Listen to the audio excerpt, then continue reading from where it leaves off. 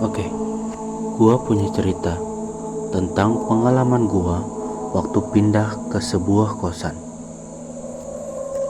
Awalnya, gua pikir ini cuma kosan biasa, tapi ternyata ada sesuatu yang tinggal di sana.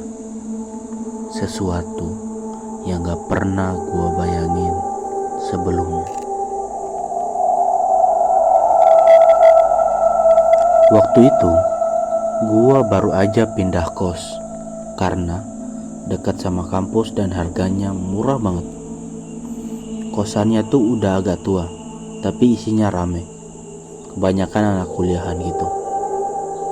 Mungkin karena dekat sama kampus, jadi banyaklah yang ngekos di situ. Nah, kamar gua nih ada di lantai 3. Katanya sih, lantai 3 ini jarang banget ada yang mau ngekos. Ada satu kamar yang selalu kosong, tapi saat itu gue cuek aja. Mikirnya, palingan cuma gosip buat nakut-nakutin anak baru kali. Nah, pas gue tanya ke ibu kos, beliau cuma senyum tipis dan bilang, kalau ada yang gak enak, jangan terlalu dipikirin ya nak. Nah, ngedengar itu malah bikin gua makin kepikiran. Kenapa ngomongnya gitu? Nah, oke, lanjut.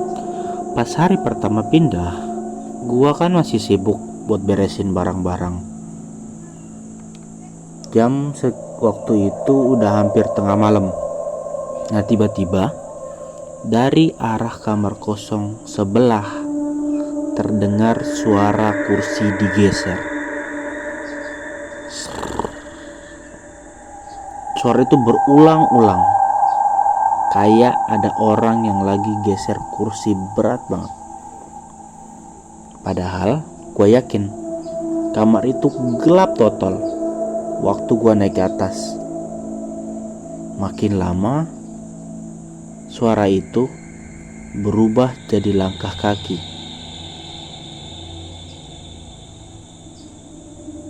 Dan langkah itu berdiri dan berhenti tepat di depan pintu kamar gua.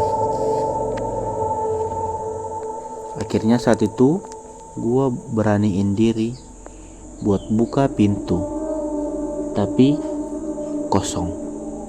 Lorong lantai 3 saat itu kosong, sepi. Nah, besokannya gua ketemu sama salah satu anak kos lama, namanya Dimas. Dan begitu gua bilang kalau kamar gua ada di lantai 3, dia langsung bengong. Serius loh? Berani banget. Biasanya orang paling sebulan udah kabur. Heran dong. Ya gua tanya kenapa. Dimasnya cuma geleng terus bilang, udahlah, nanti juga lo tahu sendiri. Nah, kata-kata itu bikin gue makin penasaran dong, sekaligus was-was.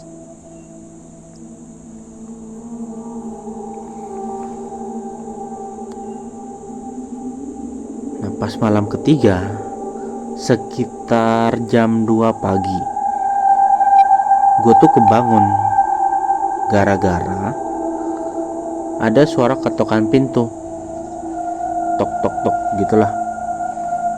Awalnya pelan, lama-lama kok makin keras. Akhirnya gue berdiri, beraniin buat ngintip dari lubang pintu dan kosong, gelap. Tapi begitu gue balik badan, gue lihat sesuatu. Di pojok kamar berdiri sosok tinggi hitam, mukanya gelap, kabur. Gak jelas gitulah.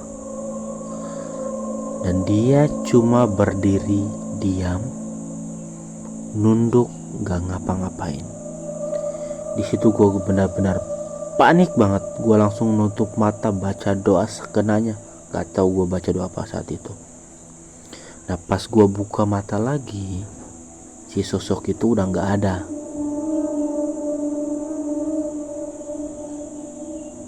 Nah keesokan harinya lah, akhirnya gue nekat buat nanya lagi ke ibu kos.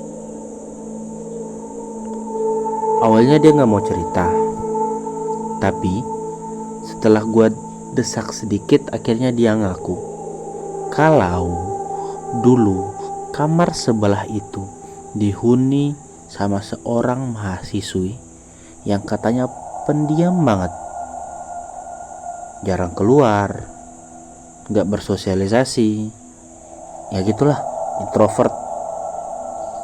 Nah sampai suatu hari dia gak pernah keluar kamar berhari-hari. Dan ketika dicek, ternyata dia udah meninggal. Duduk di kursi, tatapannya lurus ke kursi, seakan-akan lagi nunggu seseorang.